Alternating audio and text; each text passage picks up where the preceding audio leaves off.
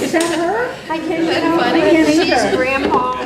She's in Well, the that's the second. name of the play. She's in the second play. And she is the title role. And she told me what lady she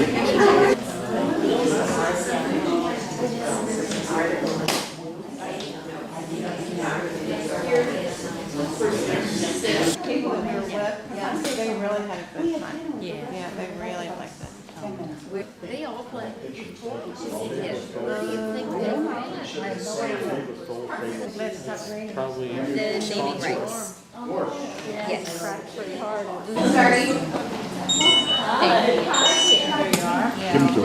It's open seating and then the gate. Oh, it's open. There you are. It's open seating. Three of us? Okay.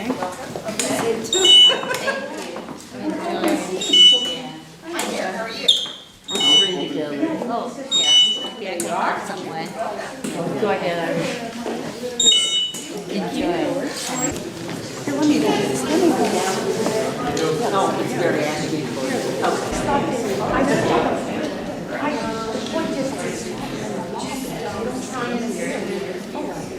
That's their business.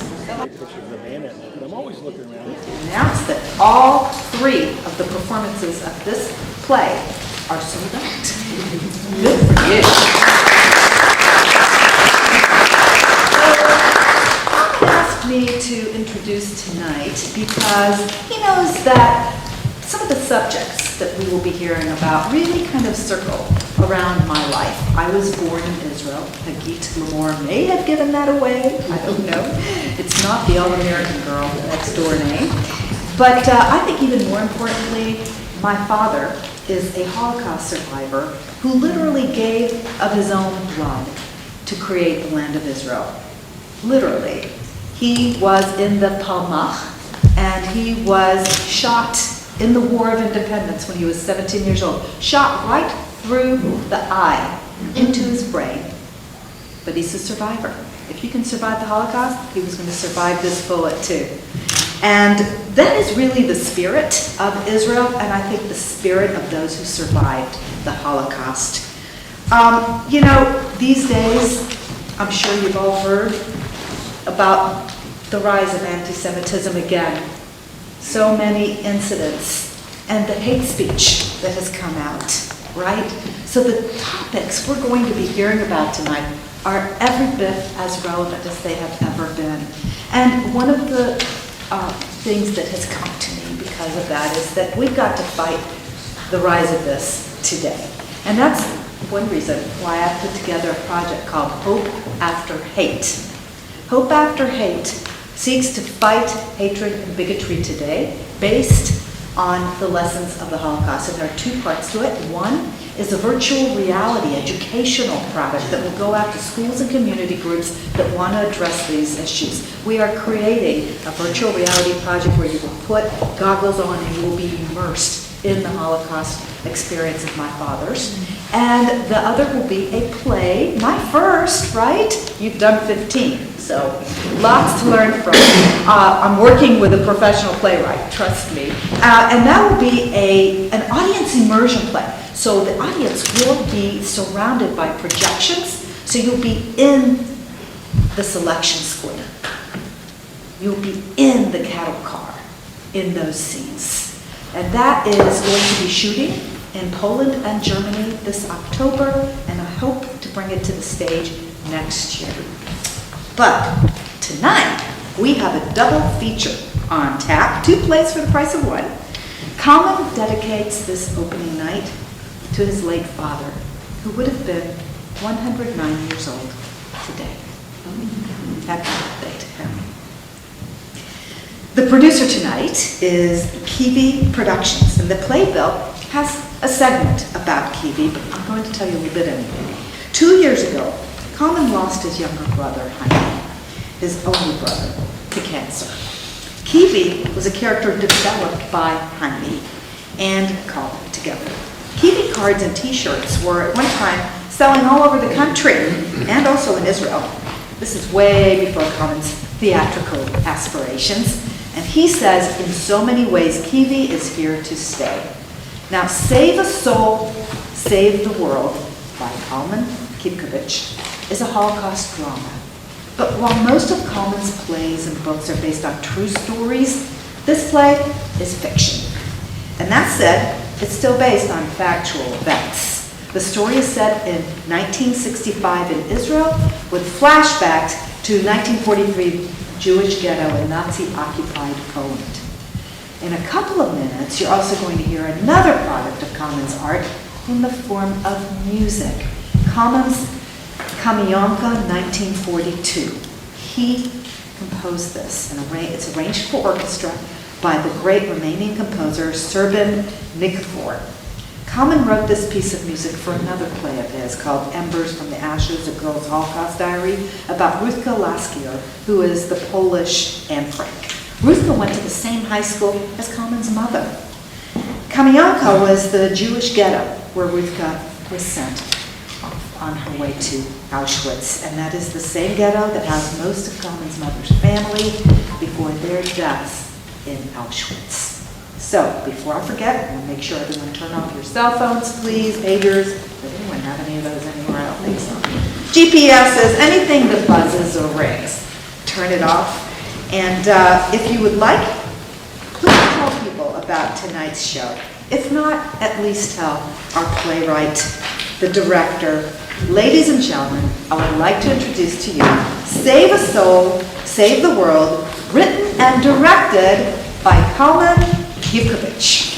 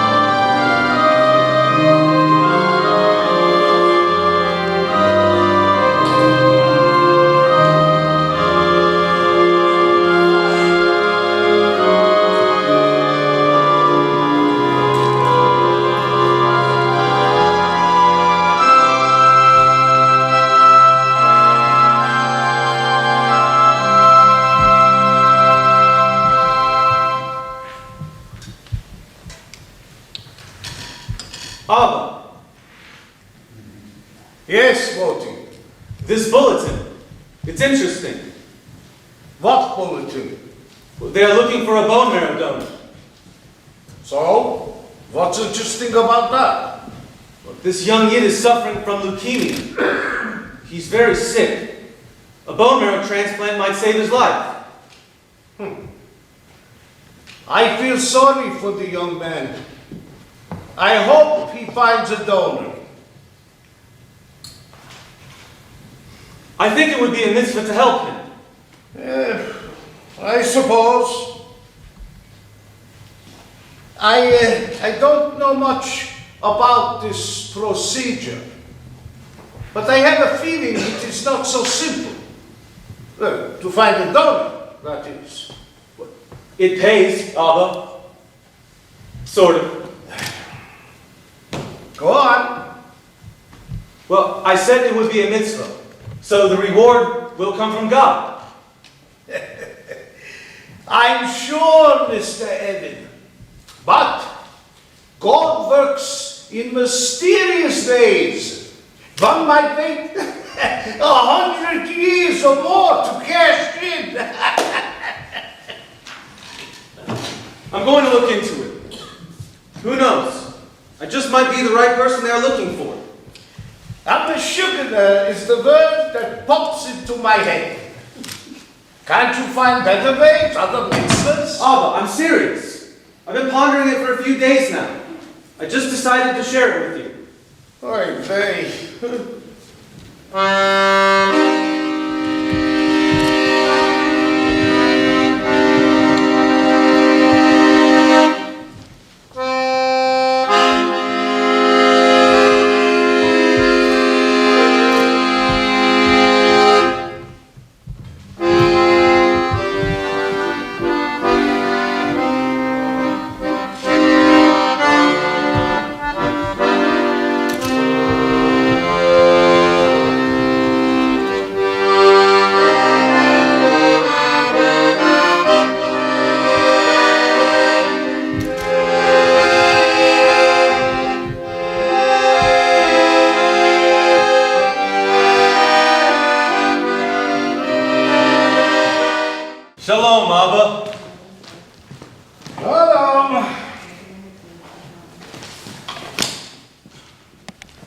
Should I like the grin on your face? That depends. Depends on what? Depends on if you approve of me donating the bone marrow or not. I had the impression that was a one-time brief fixation. But I guess I was wrong. Abba, I said I was serious. Yes, that you said. Well, on my way from the yeshiva, I stopped at the medical center. They gave me the information I needed. They scheduled me for certain blood tests next Monday morning. Monty, are you crazy? We must talk. Now.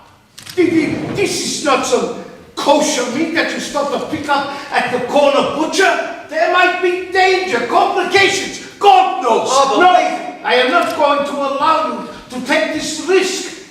Do you hear me? It is a nice talk, but no.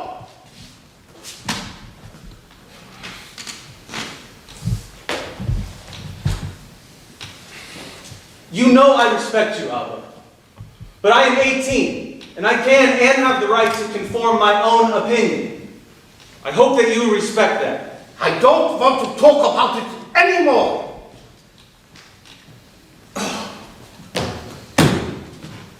I'm going for a walk.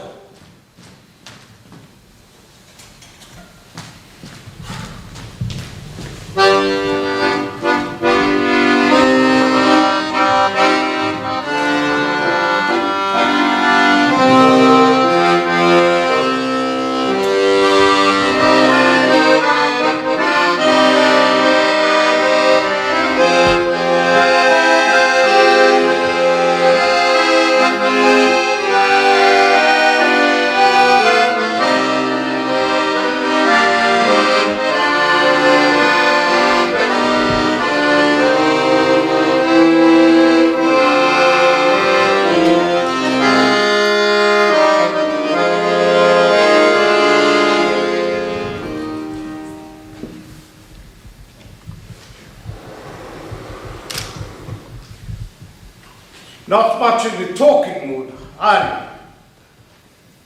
Sorry, Abba. I don't want to upset you. You said that on Monday, that was yesterday, you were scheduled for tests. Did you go? Yes, Abba, I had the tests. And? Morty, don't make me feel as if I am milking a stubborn cow. I'm sorry. I told you. I went to the medical center and had some blood tests done. And? It went okay, but no results yet. They will notify me in a week at the latest. Look, Moti, I owe you an apology. I am sorry. I did not mean to come across as if I diminish the value of a mitzvah. I love you. And I am proud of you. You grew into a fine boy. A man, I should say. I'm just worried. That's all. I don't want anything bad to happen to you. Do you understand, Moti? Since your mother passed, you're all I've got. I know you mean well, Abba. You've been my real teacher. You've taught me the meaning of good deeds. Please don't worry. Easy for you to say, but... First, these tests are simple. No danger whatsoever. And what if they find you a good match? What then? The chance is quite slim, but if I'm not a good match, then the poor Yid will have to find another donor. That wasn't my question. Okay, Appelberg. If I am a good match, Then they will do bone marrow harvest, a minor surgery in the hospital. Oy vey. Nothing to worry, they Oh, say. sure, nothing to worry. I'm worried. But it's under general anesthesia. If I'm the lucky one, I'll be asleep like a baby, pain-free during all the procedure. What do they do exactly? Wait. I'm not sure I want to know. But you're making too big a deal over nothing. You didn't answer my question.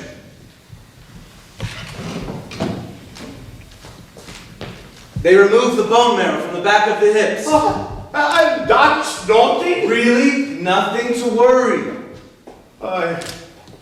You are brave. Oh, you are so brave.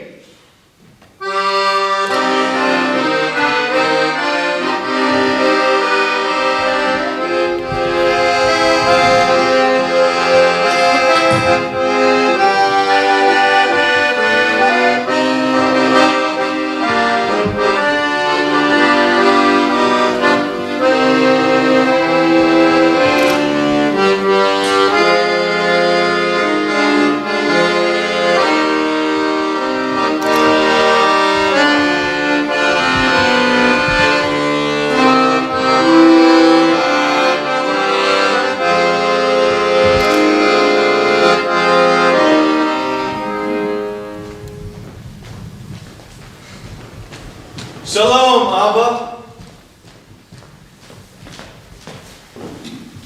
Another one of your grins.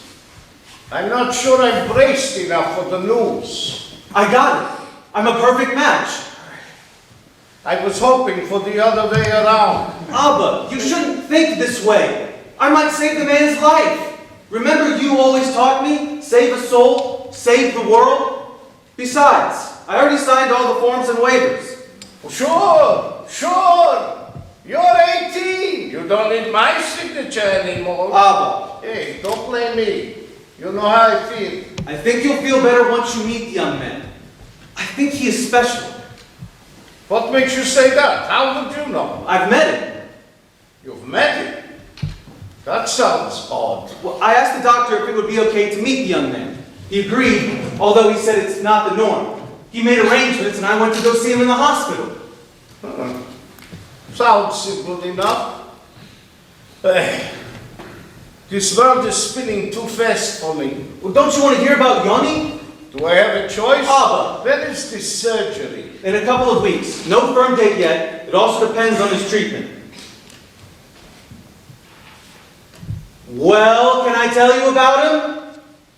Okay. Tell me about Yoni. He's 26, tall, quite handsome, looks a little funny wearing his white hospital cap. He lost most of his hair to chemotherapy. He hates it. Kippah won't do, he says. Too small. He isn't one of us. Orthodox. In fact, he is quite secular. What about his family? He is old enough to have one. He's still single, but has his own apartment. With his condition, though, he spends more time with his father. Yoni is a Holocaust survivor. He and his father immigrated to Israel after the war. And within such a short meeting, you came to feel how special he is. I can't explain it, but it's true. Maybe because soon, part of me will become part of him. Maybe I feel bound. You said he is secular.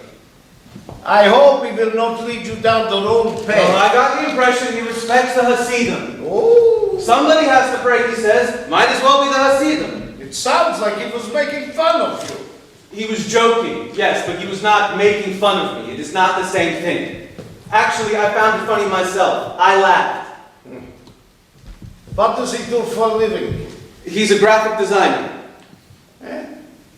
That's nice. You said he is a Holocaust survivor. Yes, and interestingly enough, he is from Poland, too. In fact, from your hometown of Sosnowiec. A small world, I'd say. I thought you might like that small detail. Whoa. Hold your donkeys. You mean hold your horses? No, I mean hold your donkeys. His name is Yoni. Yoni what? Yoni Kirshner. Used to be Yannick Kirshner. I knew a Kirshner. What is his father's name? Yosef. But in Poland it was Pavel. I think that's what Yoni said. Yoni's was Yannick back then. They all changed names when they came to Israel, just like we did. Abba? Abba, what's wrong?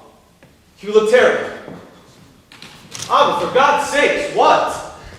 Taddy Kirshner. Taddy! I thought he was dead. So you knew him? You knew Yoni's father? Taddy! Taddy! I know you are 18 and can make your own decisions. I know that you signed these papers, but you will not, I repeat, you will not donate any bone marrow to this man. Do you hear me? Abba, I don't understand any of it. What is going on? Who is this man? Tell me, please. I thought he was dead. Oh, that monster! Monster.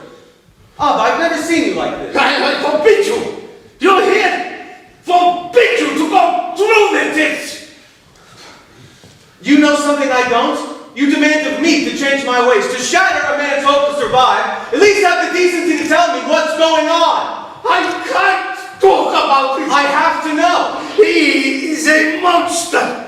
He collaborated with the Nazis. He butchered people in cold blood. That's impossible. I don't believe it. You don't believe your own father? I didn't mean it that way.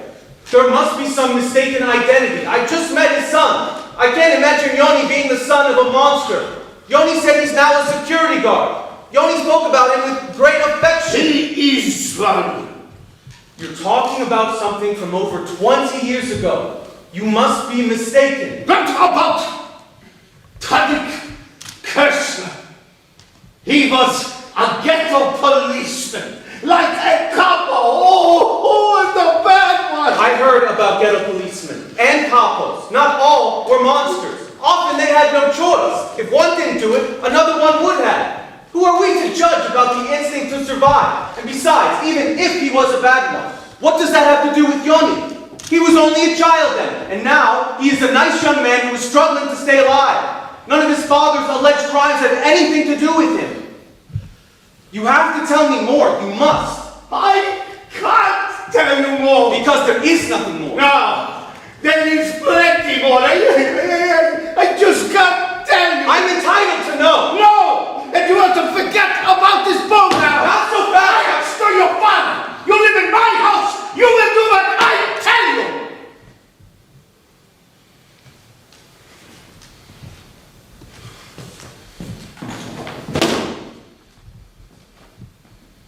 Are you suggesting I leave? No. Well, of course not. If anything, I'd leave.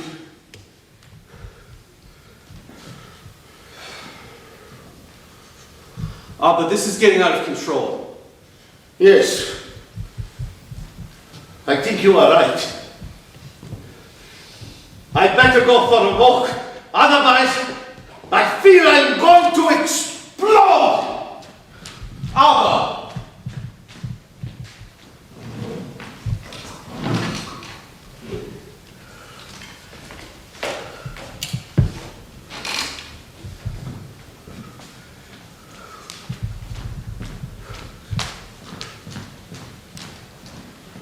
All right. You want the story? I tell you the story.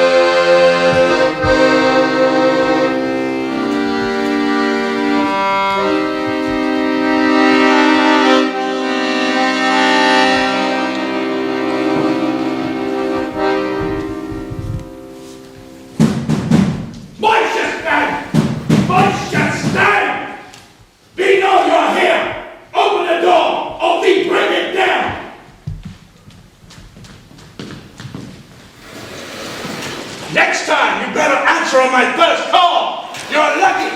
I'm in a good mood today. Who lives here with you? And don't lie. Be no more than you think. Just me and 2 other men. They are at work. Now listen, you. My patience is running out. I know you're lying. You're hiding someone. I'm hiding no one. Rumors are that there is a child living here. But just me and the 2 men. Where is he? Why are you doing this? Tonic, you are one of us. Better watch what you say, you the swine.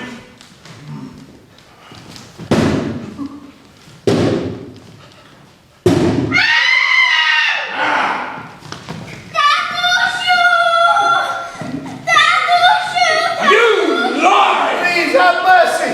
He's just a little child and with no mother. Where he's going, he won't need a mother or a father. Please, take me instead. I probably should, but we still have the need for your crap. Please, he's all I've got. Shut up, or I break your jaw. Let's go. You too, boy.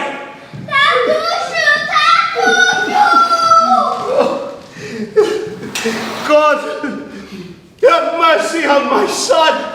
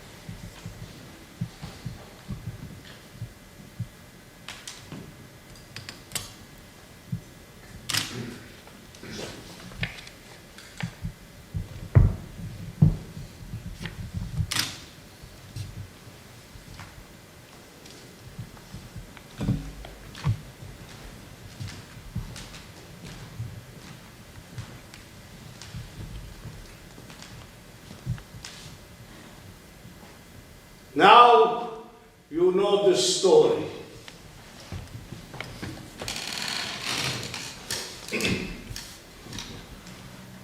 I had no idea. You never told me I had a brother. I always wanted to block that period from my memory. I didn't want you to live with this horrific cloud over your head.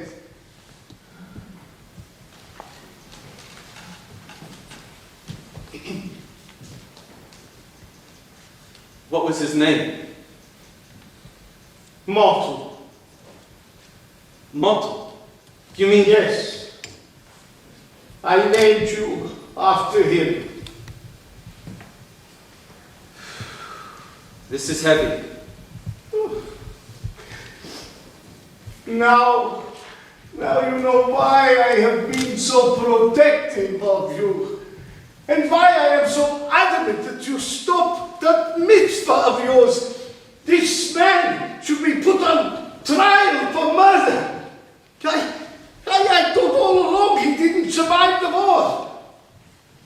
Nazis always tried to kill the Jewish policemen when they liquidated their ghettos.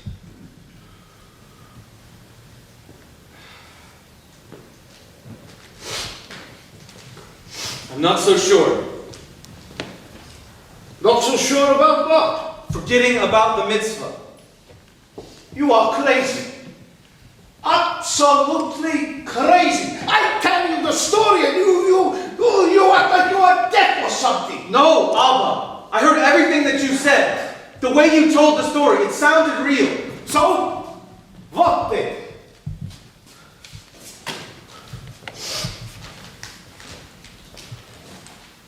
Yes, maybe Tadek is a monster.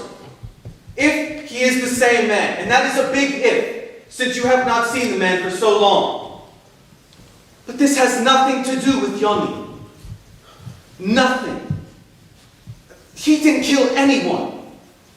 If it's true, I'm sure he knows nothing about it. Just the same as I knew nothing about my brother. You are so stubborn. Just like you, Abba. I'm your son. You are going to give me a heart attack.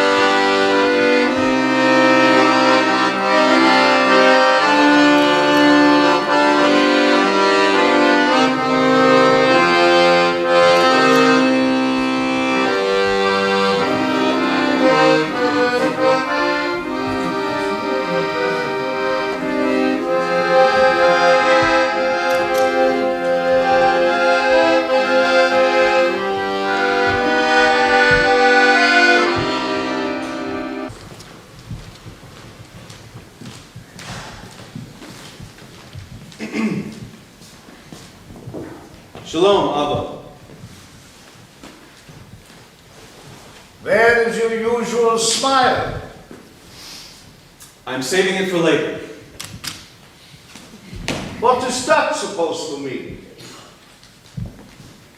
I want you to sit down. What are you up to, Moti? Abba, please, sit down. It better be good.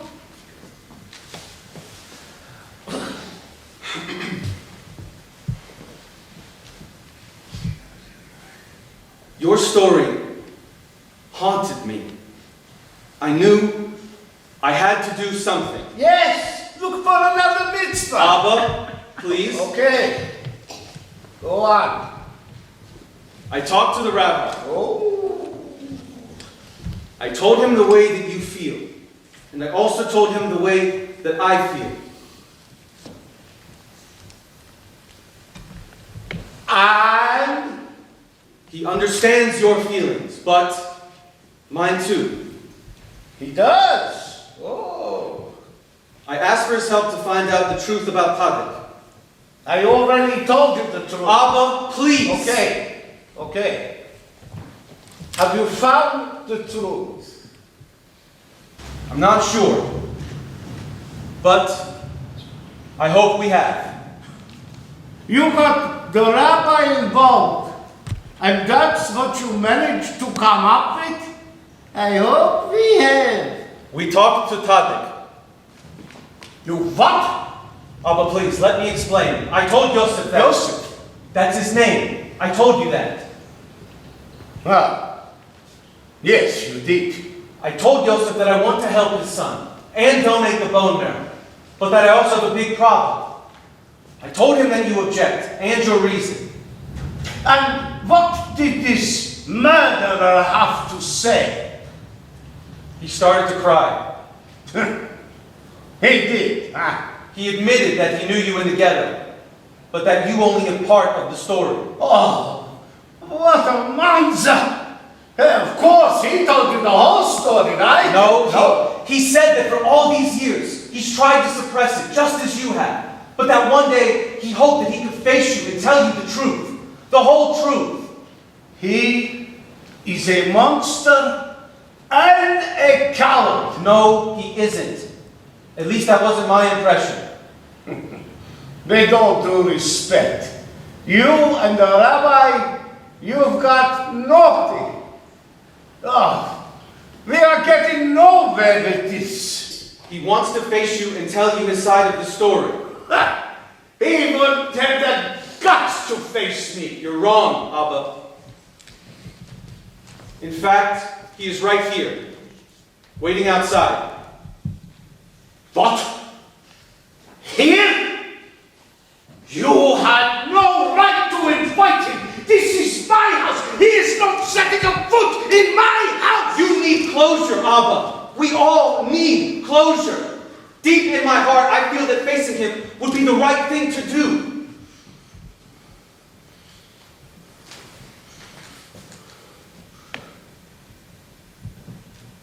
I love you, Abba. Please.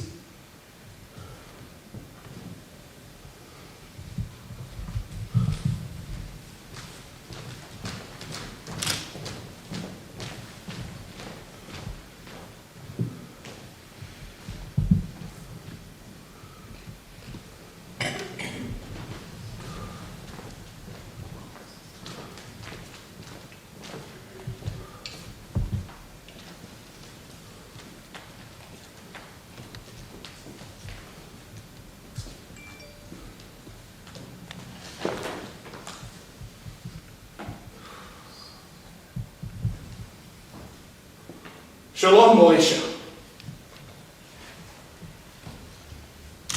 First, it's Moshe. And second, it was not my idea to invite you here. My son. Yes, I know. I have been waiting for this moment for over 20 years.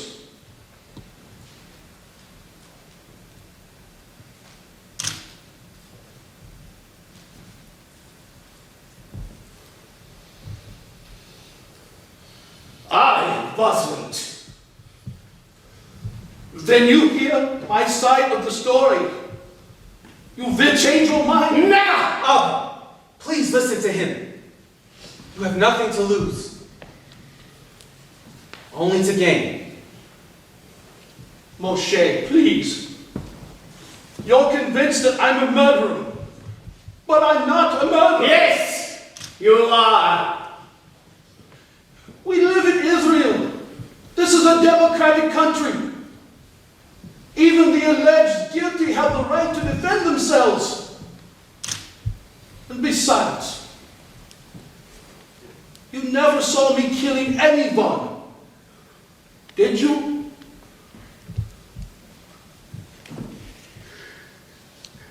I heard the gunshot. It pierced my heart just the same.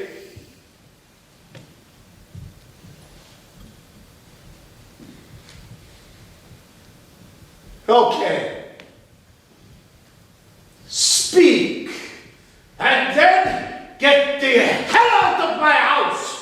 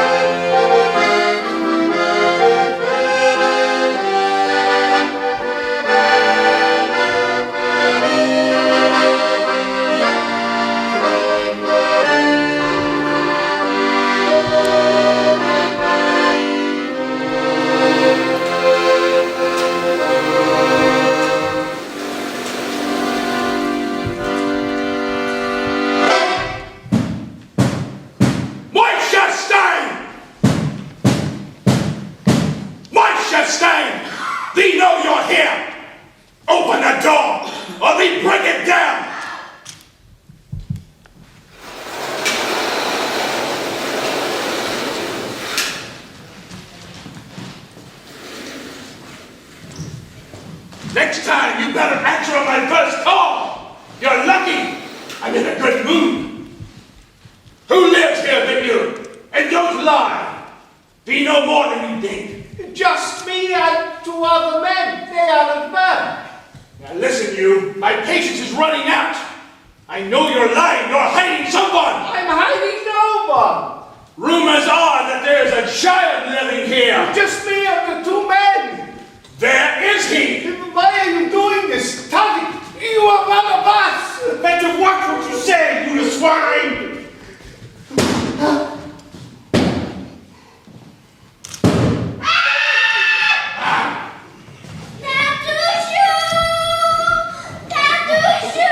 You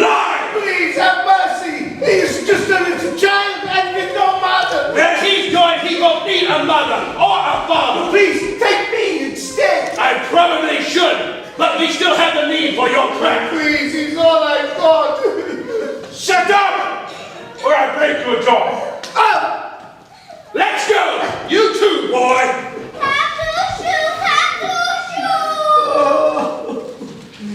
God, have mercy on my son.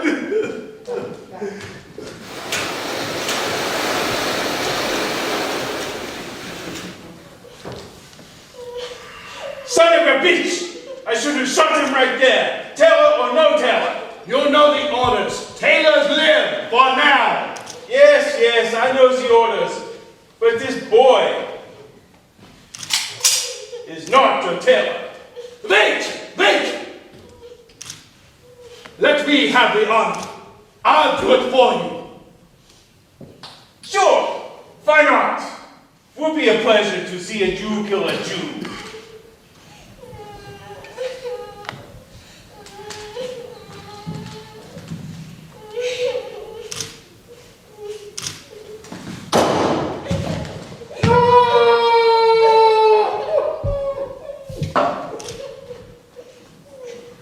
I'm sorry I frightened you. Don't be afraid. I'm not going to hurt you. We must be quiet now. We will move the bad Nazi, and then we must run and hide.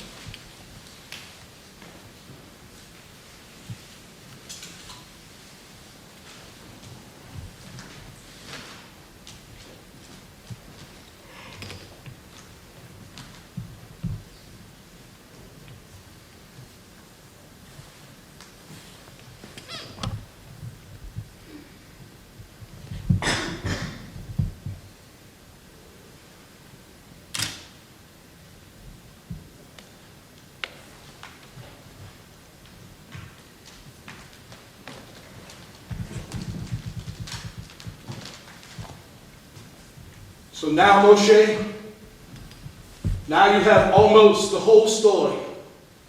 Almost? Is there more? I'm not yet convinced you're telling the truth. I'm confused myself.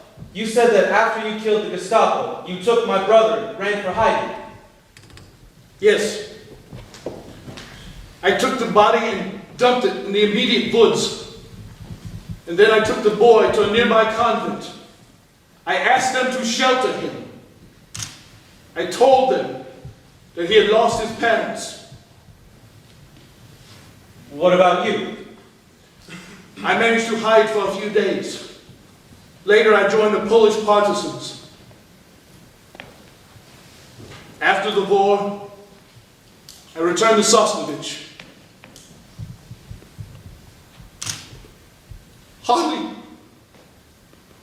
Hardly any of the Jewish community survived the Nazi horrors. I then back to the convent. I found Molten. I asked to have him back and adopted him. From what I knew, he had no one else but me. He is your real brother and your son. And if you still have doubts, ask yourself why Molty was found to be such a good donor match for Yoni. He is his real brother. So, Yoni is my real brother. No wonder I had that special feeling. I knew the story would have a good ending. I just knew. I owe you an apology. I am so sorry. I don't blame you. If in your shoes, I would have thought the same thing. Thank you for saving my socks. I can't wait to reunite with you. I'm so glad that now the truth is out. Does Johnny know any of this? Not a thing. All he knows is that I'm his father.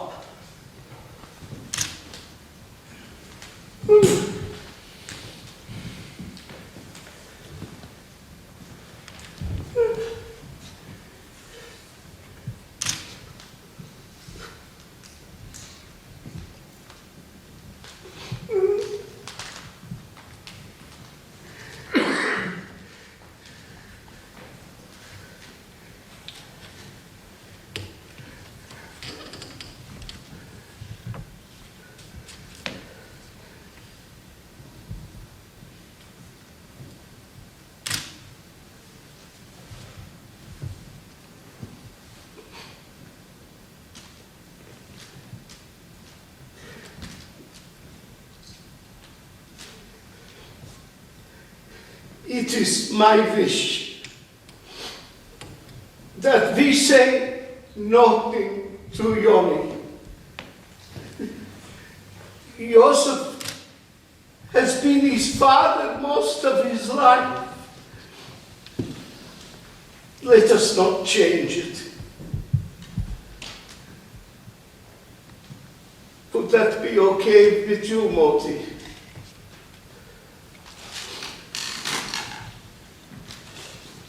This is very gracious and courageous of you, Abba.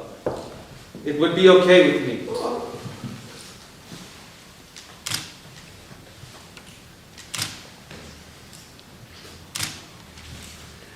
Moshe, are you sure he's your son? Yes. He is here. But you father he knows.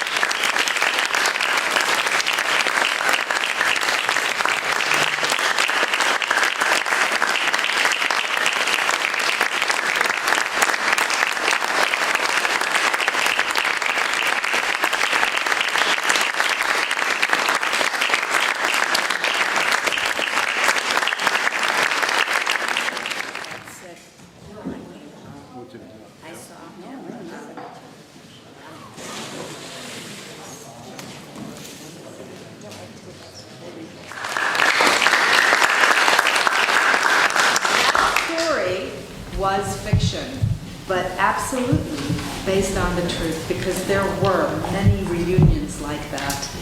My aunt did not know her brother had survived the Holocaust until 1957.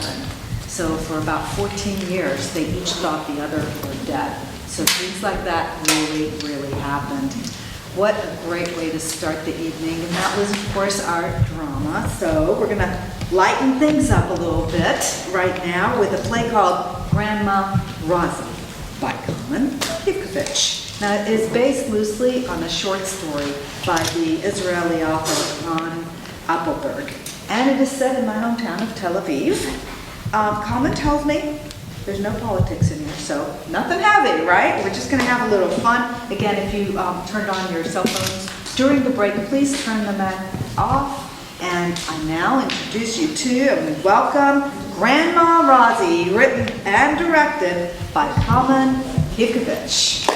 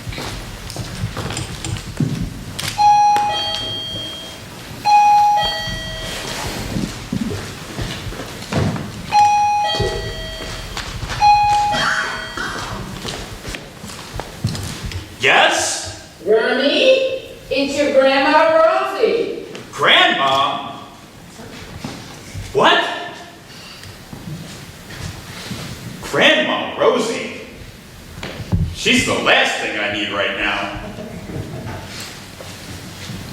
Mother says that Grandma talks to spirits. Father argues that she's crazy.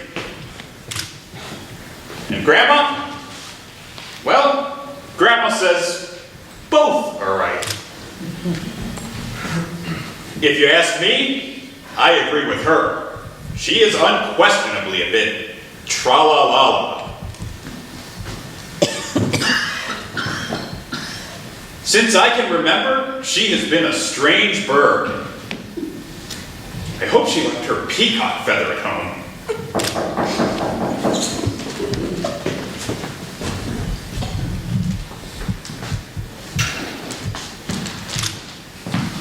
Shalom, Grandma. How are you? It's hot in here. I'm sorry, the air conditioner is... It's also a big mess. What are all these boxes for? They're going to Mom and Dad's, at least for a while. The reason for your unannounced visit. For heaven's sake, Grandma, we don't have any ghosts in this You place. can never be sure. Besides, I haven't been here for almost 3 months. You couldn't find any then that I know of. Well, that's true, but this is a better way to find them. They will giggle when I touch them, and when I hear it, I will know who they are. Grandma, you have told me this 1,000 times. No, a zillion times. I don't mean to be disrespectful, but all this is bobemaisis. Grandma, will you please sit down and tell me why you're here? Stop being a nudnik. Can I at least bring you a cup of coffee or tea? No. But there are other things you can bring me. Good. Name them.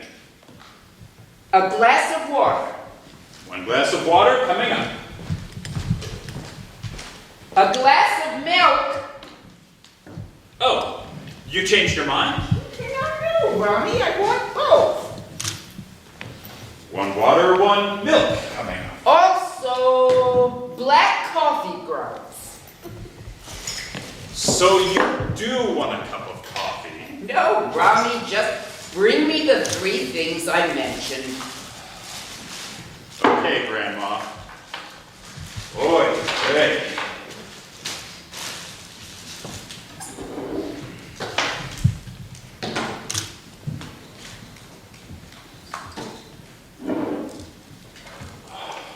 Oh no.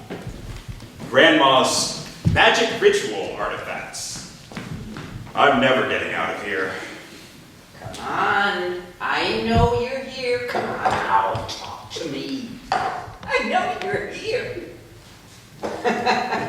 She's talking to spirits. God help me. I brought you some presents. Thank you, Grandma. I'm almost done. Some presents. I have boxes of them. Now going to Mom and Dad's. Little bottles of clear spring water to bring you good luck. Matchboxes with cobwebs to trap bad thoughts. And of course, the little pebbles Grandma has collected from around the world to give to family and friends. They will clear your thoughts and expel fears, she says. Perfect diet. I really feel awful talking about Grandma this way, making fun of her. I love her. People who met her for the first time a few years after the tragic death of her husband, my grandpa, would never have guessed that this eccentric woman was actually an accomplished biophysicist. In the internationally renowned Weizmann Institute, she had 12 registered patents to her name and was about to become the department's head when the tragic car accident crushed her dreams and took her beloved husband from her for good.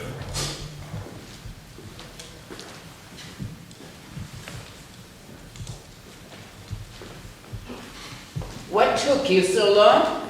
I'm only a graphic designer. I'm not Nomi, who is a teacher and can fly in the kitchen. Yes, you're right. And speaking of Nomi, I hear you're splitting up. Why? Couples do separate, Grandma. Well, yes, I know that. But Robbie, couples who separate were glued together with cheap adhesives made of illusions. Money, status, looks, never dreaming that those things would ultimately bring them to boredom. Rami, couples who were glued together with real love don't separate. Even death can't pull them apart. Okay, Grandma, so we didn't love each other. Nonsense.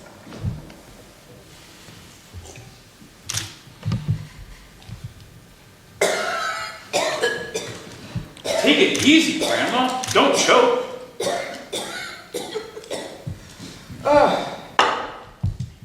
You youngsters, you've lost all connection to reality.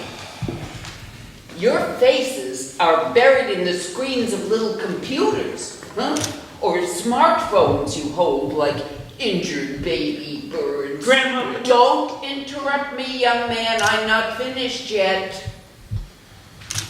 Those little screens are your gate to the world and your conduits of social contact. You lose the important value of talking to each other, face to face. This makes you weak, and it makes you vulnerable. Now, I insist you tell me the real reason for your separation. And don't get arrogant with me. I'm 80 years old, and I've seen more of life than you ever wished to see.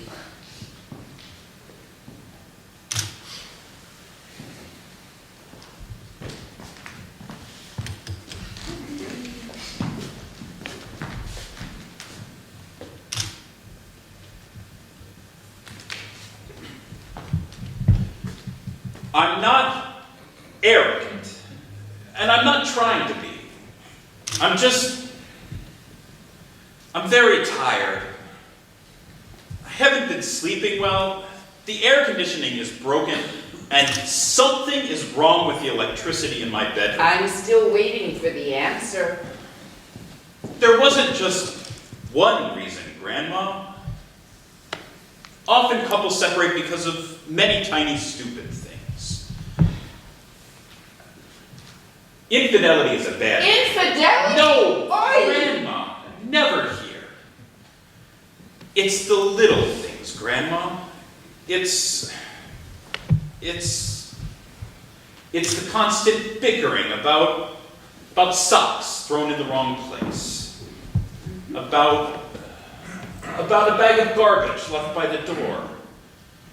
About a favorite shirt mysteriously vanished in the laundry. A 5-minute delay going out, the TV's too loud. Stop and listen. None of this is your fault. It's not? No! What? The tiny, hairy, invisible aliens. They're the culprits. What? Yes! They caused you to fight about those silly little things you mentioned. They brought about your separation. I don't know what you're talking about. These hairy aliens land on our planet quite often, and they come to visit people like you. People like me, too. They're very curious creatures. They like to examine and play with things, our things. And in the end, they leave them in places we would never think to look. Yes, they handled your socks, your bag of garbage, your good shirt, and they played with the knobs on your TV. And being late? You were looking for your socks or your shoes or what else. Grandma, you know I love and respect you, but this, I don't buy it. Would you believe it if Grandpa was the one to tell you this? He was a scientist too. I know, but I'm sorry. This is just too weird. Soon after the accident, your grandpa began appearing in my dreams. And he explained to me that the universe contains an infinity of tiny particles, so small that even us scientists can't measure them with the sophisticated lab equipment we have at hand. Now, he was a genius, and I believe him. I need some water. Excuse me. Bring me one too. Will do.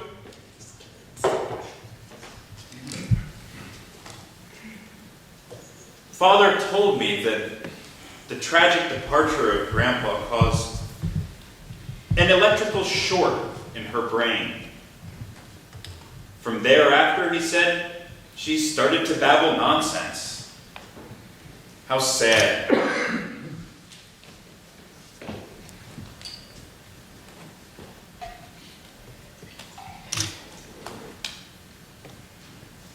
My sister once told me that Grandma was so fond of Grandpa that she had to reinvent him or die of grief. Again, what's taking you so long? I could get it quicker at the corner kiosk.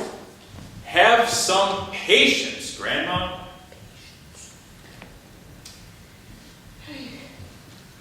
My Aunt Esther once told me, on one night of Passover, after several glasses of wine, that Grandma and Grandpa got into a huge fight. She refused to give him a ride to the Institute.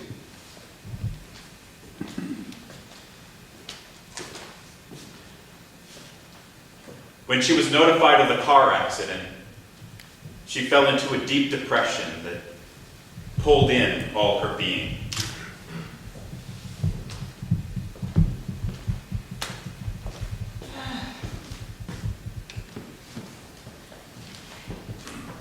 You see, Rami, these hairy, curious creatures, indirectly and unintentionally, lead us to blame each other for things that are not our fault.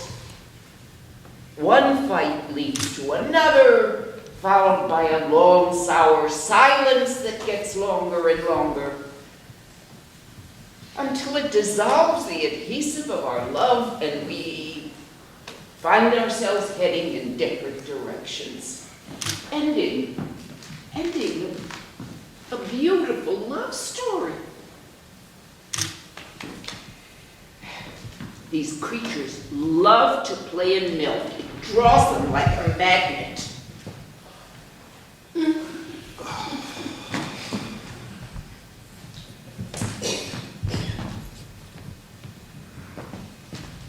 What are the coffee grounds for? They absorb the milk and consolidate. What else?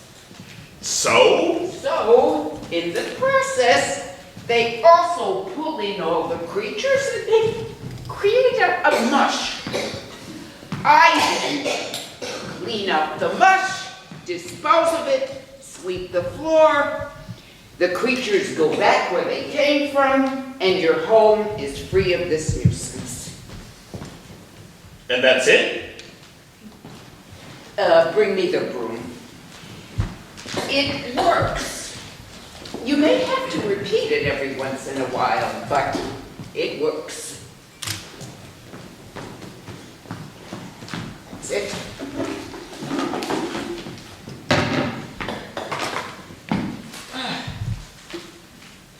I'm not as young as I used to be.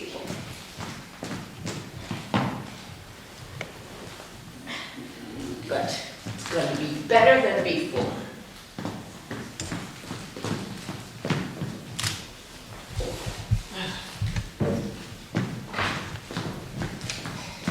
If you don't mind my saying so, this house needs a woman's touch.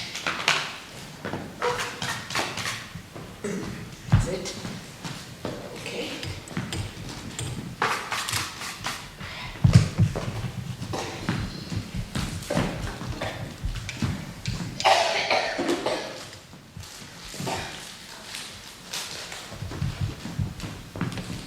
Okay.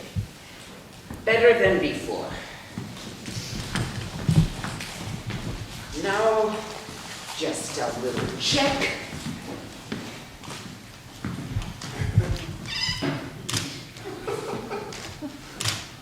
Looks good.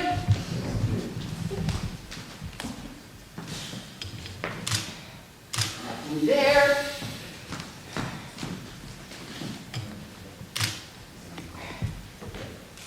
Okay, Rummy. Time for me to go. Now give me a hug and promise to behave. I promise. Oh, I'll walk with you downstairs. thank you, darling.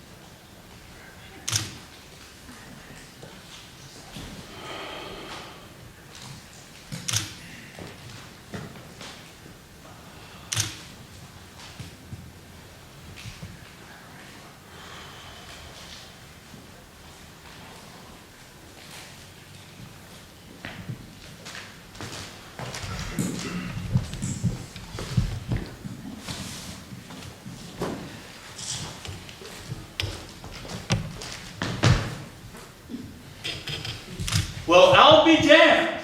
The air conditioner came back to life.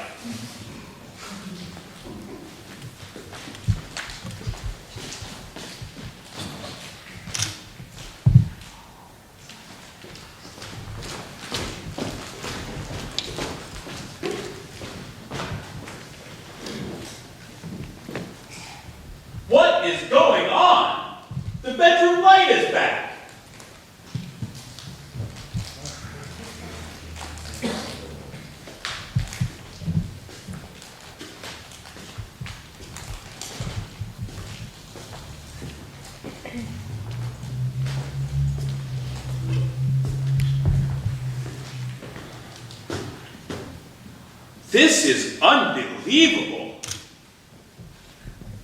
Is this a miracle?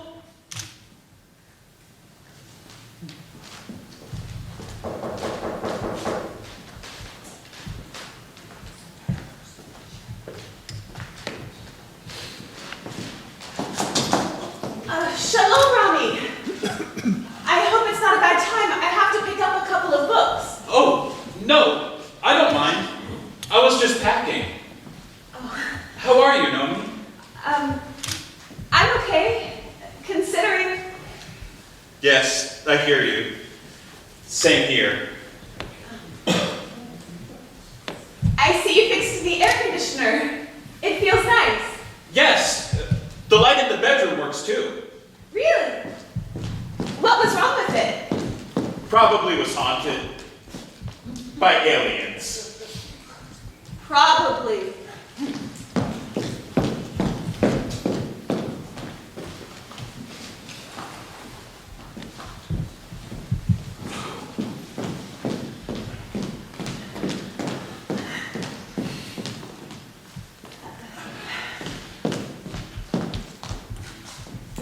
How are your parents? Fine, but still angry with me about us splitting up. Mine too. And your grandma? Never better. I should go. Wait! I started to prepare dinner. Why not join me? Oh, I don't know. I better not. Really, it's no trouble. In fact, I'd like you to stay. For dinner.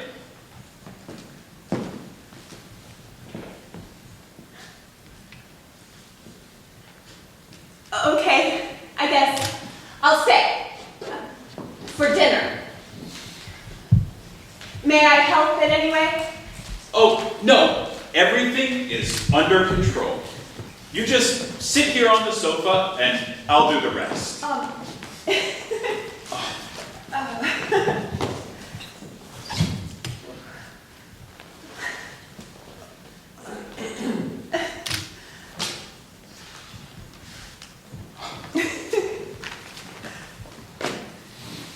Sorry.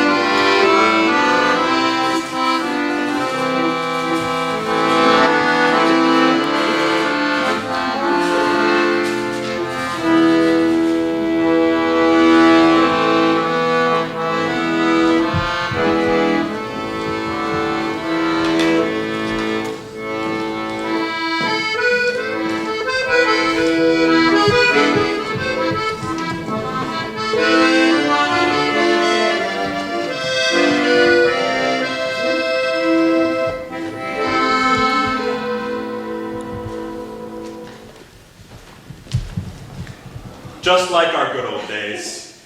We aren't that old, Rami. But those were indeed good days. Let's toast. To what? To our good old days. To you. To more good days. I cannot believe my ears. I thought you wanted me out of your life. All those fights and... Believe it, Nomi. I've always loved you. And I always will. Forget the silly arguments. Look to the future. We belong together. I'll do better. I promise. I love you too, Rami. I never stopped loving you.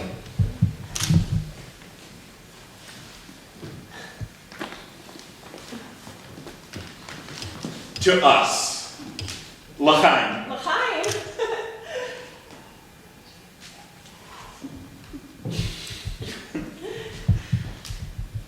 Eat! The salad is getting cold. Is this the beginning of a fight? Oh, a big fight. This kind I like.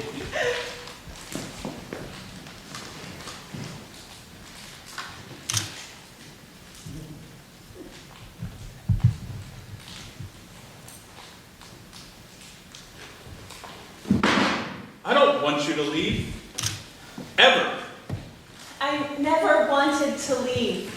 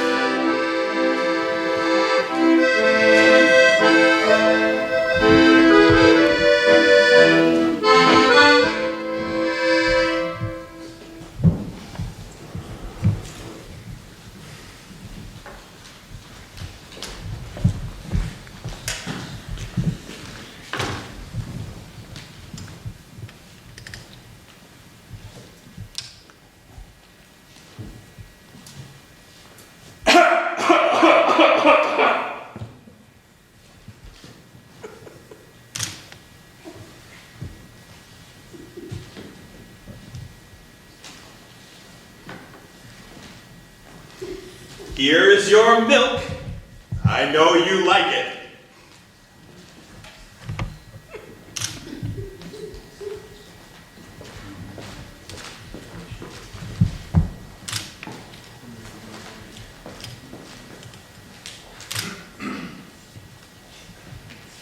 Oh no, I didn't forget the coffee grounds.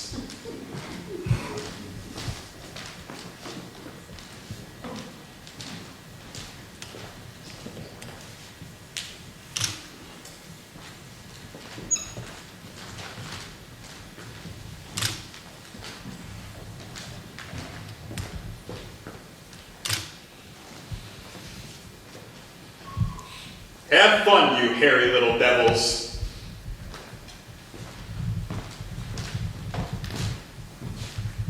This is our secret. No one knows I do this. Not Nomi, not even Grandma.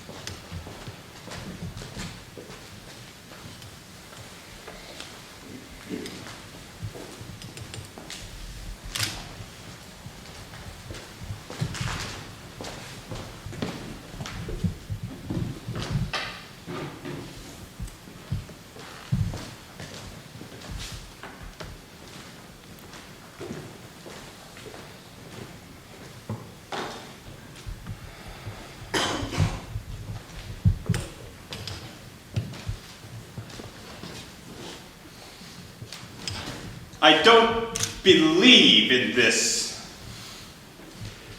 silly little ritual, but as long as it works for me and Nomi, why not do it?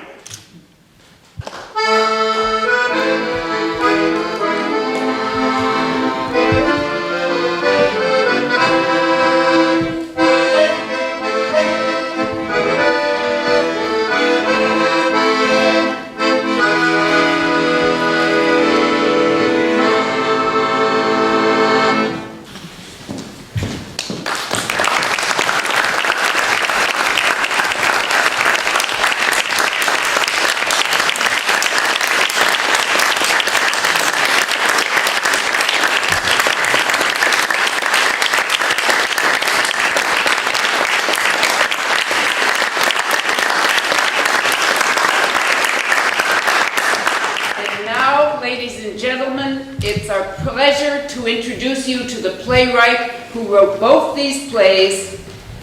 Where are you, Kalman?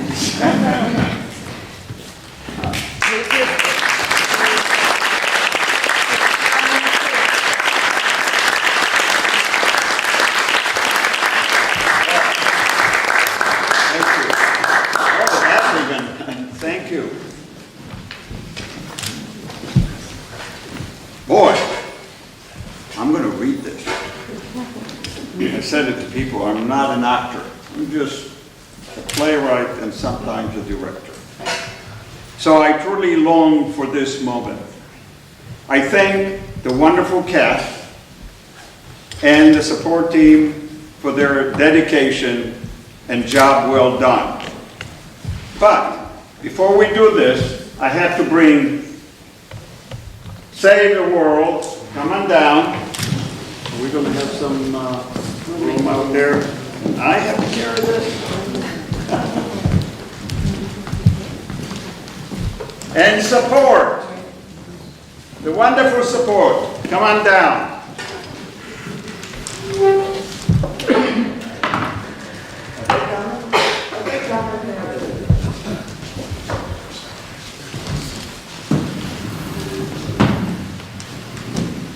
And I guess somebody out there in the dark, Richard. So, again, I thank the wonderful cast and support team for their dedication and job well done. And thank you CAA and officials for making it all possible. I want to take this opportunity to share with you a relevant little story. Not all of you know that my wife Sandy and I had a major traffic crash that involved a semi-trailer and a steel barrier. It took place on I-74 in mid-May. We are lucky to be alive standing in front of you today.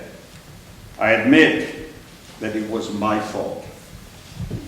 Well, about a week after the accident, I received a message from Rozi. Yes, this was it. This accident is not your fault, she said. It isn't? I said, surprised. No, she said. The hairy, tiny, invisible alien. They are the culprit. They enter your car. They pull on your steering wheel to change the lane. What? I said, just keep this between you and me, she replied, and don't ever say it to a judge. Sounds familiar? Sounds familiar? She didn't know that I'm going to say that. Now, there is one more thing that I must add. My wife, Sandy, has been so crucially important to this project. Without her, there wouldn't be a show. Besides correcting all my typos, providing ideas and giving directions, handling the props, and managing the backstage, she also acted as multiple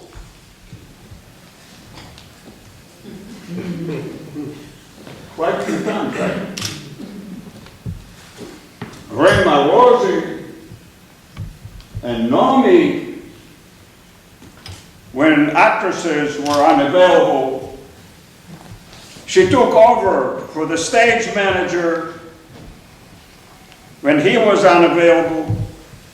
She has been an example of Wonder Woman who can do 6 things at the same time. Please give her